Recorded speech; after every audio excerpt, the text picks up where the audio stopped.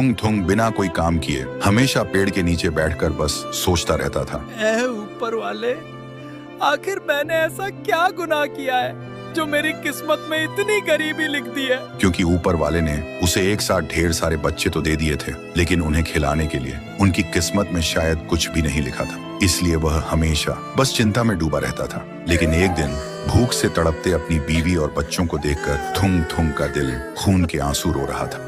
इसलिए मजबूर होकर थुंग थुंग सूखी लकड़ियां लेने काले जंगल के सबसे घने हिस्से में चला गया। लेकिन चलते चलते वह एक पुराने खंडहर बन चुके घर के पास पहुंच गया और तभी अचानक उसकी नजर दरवाजे के पास रखी एक बांसुरी पर पड़ी, जो एक अजीब सी रोशनी के साथ चमक रही थी। बांसुरी को देखते ही उसके मन में एक ख्याल आया, शायद इसकी आवाज से मेरा दुख थोड़ा कम हो जाए।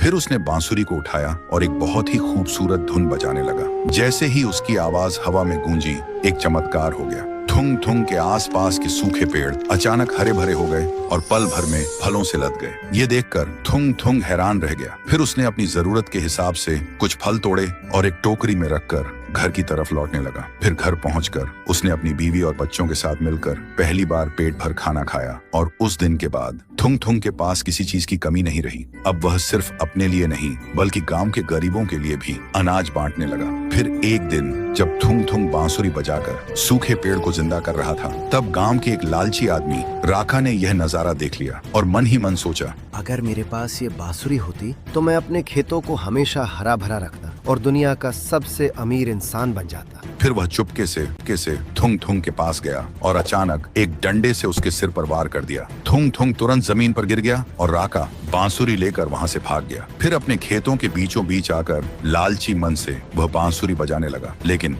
बांसुरी से मीठी धुन के बदले एक भयानक चीख निकल उठी और देखते ही देखते आसमान में काले बादल घिर आए और उस खंडहर घर से एक डरावनी आवाज गूंज उठी, जिसने अपने स्वार्थ के लिए इस पवित्र शक्ति का अपमान किया है, अब वो इसी खेत में गर्मी, बरसात और ठंडक में हमेशा के लिए तड़पेगा। जैसे ही यह आवाज खत्म हुई, कुछ ही पलों में राका का शरीर एक सूखे हुए पुतले में हमेशा के लिए बदल गया। उसने चिल्लाना तो चाहा, लेकिन वह चिल्ला नहीं पाया। तभी आसमान से एक रोशनी नीचे आई और उस रोशनी के साथ वह बांसुरी हमेशा के लिए आसमान में गायब हो गई। लेकिन जब थुंग थुंग ने यह भयानक मंजर देखा तो उसकी रूह कांप उठी। अब उसे समझ आ गया था कि लालच का अंजाम मौत से भी बदतर होता है। और उस दिन के बाद थुंग थुंग ने फिर कभी चिंता में वक्त बर्बाद नहीं किया। वह अब दिन रात मेहनत करने लगा अपनी बीवी और बच्चों का पेट पालने के लिए।